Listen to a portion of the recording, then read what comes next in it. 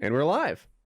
Do a lot of the pros and guys, like the high level guys like yourself, Ningranu and all them, like, is there a problem at all at that level of people who genuinely have gambling problems and they just happen to be really good? Or is it like at that high of a level, no, this is a business? Like it's a tough question to answer because you have to quantify what constitutes a gambling problem. Like, let me give you an example. Let's say you're a doctor, right? And you just couldn't stop helping people. Do you have a doctoring problem? I wouldn't know if you're just like, because it's your job and you're good at it. Yeah. So if you play poker and you make money and you're good at it, is it a problem or not? And I would say no. No, it wouldn't be a problem. Right? If you like, it would only be a problem similar with like drinking or smoking or something where like it starts to negatively impact other aspects. So if you were a professional poker player and you were gambling so much, you were making dumb risks and losing your money and like not reflecting well on your brand and everything, then yeah, I would say that was a problem. But if you're just really fucking good and you know when to stop and like how to do it, like, no, that's not a problem. For example, it's been a couple years now, but like I was following Mike Matisau's career. I never know like what's actually going on in these people's real bank accounts, because there are a lot of situations where the players are being staked, and I'm sure there's a lot of drama put up for the cameras. But watching Mike Matisau's hair fall out rapidly, watching him watching him go from like rage to just look like he was going to cry so many times, and he would be like Sammy Farhaz at the other end of the table. He's like, Sammy, can you stake me 50? Can you give me 50? They're playing the big cash game that's televised. And I wanted to ask about that later, how legit that is, because, I honestly, I don't know. But does stake mean somebody else has to like pay for you? He's borrowing money, or he's borrowing money with the idea that he's only taking a percentage of what he wins, and the guy, he's basically backing his loss. But him in particular, I would feel bad watching him play, especially cash games, because I felt like this is money that he needed, and a lot of times maybe it was money he was losing money that he didn't have. Yeah, so Mike specifically, again, you never know what's going on with someone and all their finances. I do know that Mike had some health problems that were unrelated to gambling. And so I don't want to get too much into it, but he definitely had some things that he had to go through, which kind of sucked for him. Awkward moment, by the way. Who's this guy? Join the call. We don't know this guy. This is a private Skype call. What the fuck are you doing? We're recording an episode of our podcast. What's going on? Is this your friend, Doug? Chiz, some elderly man has wandered into our Skype chat. Can you get him out of here? He's hiding, but we know he's there. We know he's there. I can see his reflection in his play button.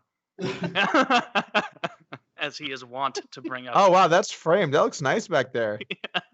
Yeah, you. I've got like the shitty one. It's like the busto version over here. I hit 100,000 subscribers, I think 6 years ago, and I've never put in for it. Yeah. No, never applied. There you go. Mic check.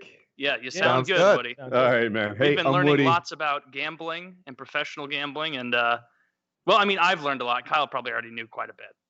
I didn't know anything. I'm asking basic bitch questions. Yeah, we're talking about a player that I was wondering like what's going on with him, because I've always felt bad. It seemed like when he lost, it really meant like he lost. So what were you saying about Mike Matisau? Oh, I was just saying that I think he went through some health stuff, so I wouldn't really say that's related to any of the gambling. But let me tell you a good story here, okay? So when you're talking about gambling and losing, I remember playing this game in a game very vividly. It was like 2011, and it was a fairly high stakes game. The buy-in was something like $10,000 or $20,000, and it was in LA. And I don't really play in LA often. I was in the area. I was like, I'll stop by and play this game. Stop by, I'm playing, and there's this middle-aged guy at the table. And he ends up all in on the turn, and the other guy ends up having a beat, and he loses every dollar in front of him, and he bursts out crying, tears sobbing down his face, and I was like, "Oh my God, this guy just lost everything! Like this is over." Sobbing, and no one even moves, no one even acts. The guy's just taking his money, and I'm like, "This is really sad." Yeah. And then he pulls out $15,000 out of his pocket and puts it back on the table, and the guy on my other side goes, "He does that every time." I'm like, what? What a cunt! he just will go. Is it a Hail Mary that maybe the guy lets him keep it? I don't know. Oh, I see what you're saying. Oh, that was great. Right? Just every time I lose, start the waterworks to see if maybe you let me win, and then. You know, I've only gambled twice in my whole life, and that might even be a lie. It might have only been once. I've been to a casino twice, and walking around in there, like, and I've heard this from friends who gamble way more, and in other places, in Vegas and whatnot, there is an insanely high percentage of Asians in every single casino. What is that? Like, is that just a bigger part of their culture? Like, no, no, you have to tell me. Confirm my suspicious racism. It's like Hey, nothing wrong with noticing patterns, but you just walk around and you're like, man, if I went to the subway right over there, there would not be this higher percentage of Asian people. Like, Taylor, this is what a you're very saying Asian is they like math, and that's why they're doing the gambling. Because maybe they just beat our asses in it so bad they're like, oh, I go take more money from Whitey today. Like, I think it's a more cultural thing. I think gambling is a bigger part of their culture. I also think that showing that you have money and power is a bigger thing in their culture. I think I don't really know for sure, but never let being unsure stop you from making declarative statements. There you go. You certainly don't. You know, I think in some areas there are a lot more Asian people than other places. Like in Vegas, it's not really like that. It's mainly white people, or it's a mixture of everything. But in some areas, like in Vancouver, for example, where it's like oh yeah, West Coast Asian or something like that, then yeah, it's or California or LA or areas like that. It tends to be much more Asian. I think it's a little bit culture, but mainly just the demographics of the location you're in.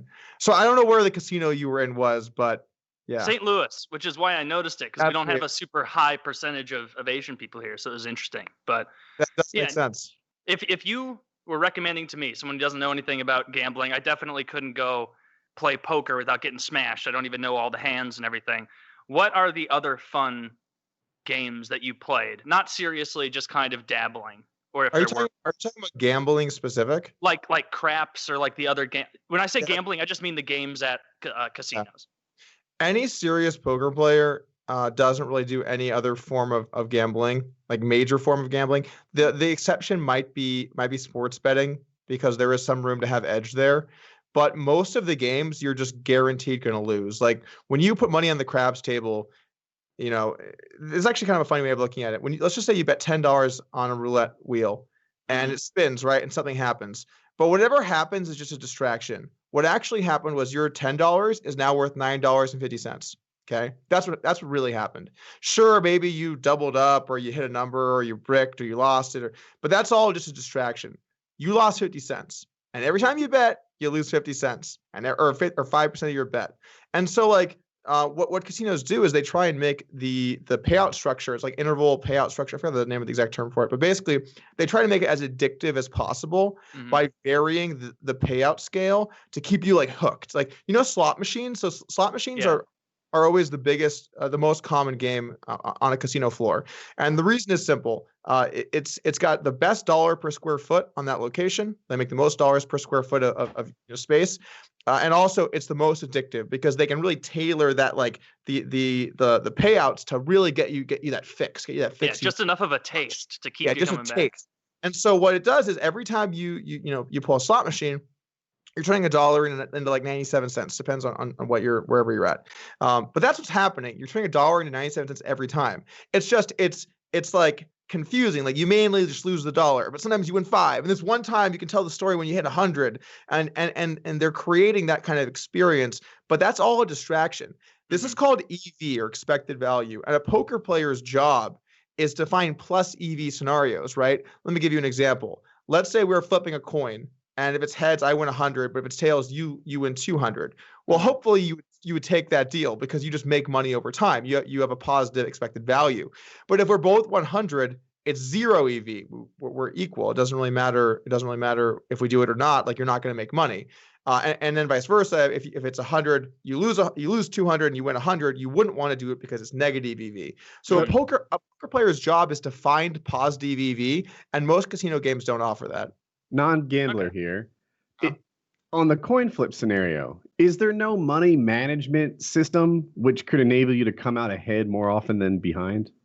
So you're kind of referring to martingale. Yeah, I know, obviously. Yeah. So I actually remember this. Okay, I was 16 or Martingale, 17 the years old. renowned Money manager. money man, yeah. The Frederick finance- Martingale. Yeah, as if I don't know who that is. So, when I was in high school, I remember thinking about this. I was taking a math class, we're talking about gambling, and I was like, what if you just always double your bet? You can't lose.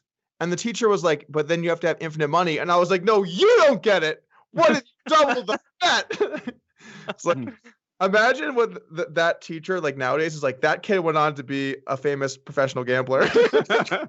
So you're right. There's the double your money thing, right? And I've watched TV shows about like these whales at a time when gambling was bad, like maybe during the recession, getting the rules changed so they were more advantageous. And one of them was to take the limit off so that he could, double and such.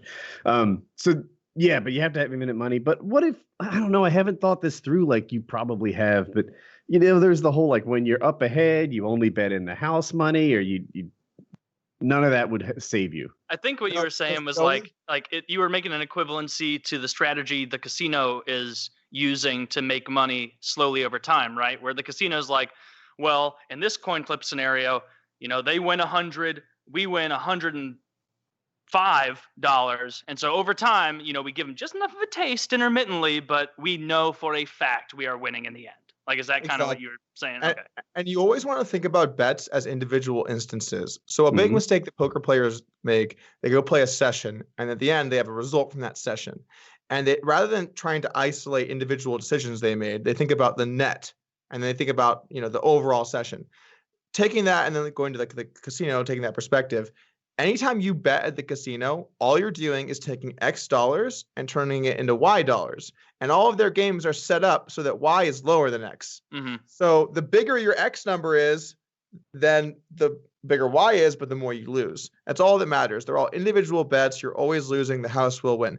The exceptions are if you knew how to count cards back in the day, and they changed the rules, or if you're a really good sports bettor, then maybe you know how to get an edge, but that's getting a lot tougher these days.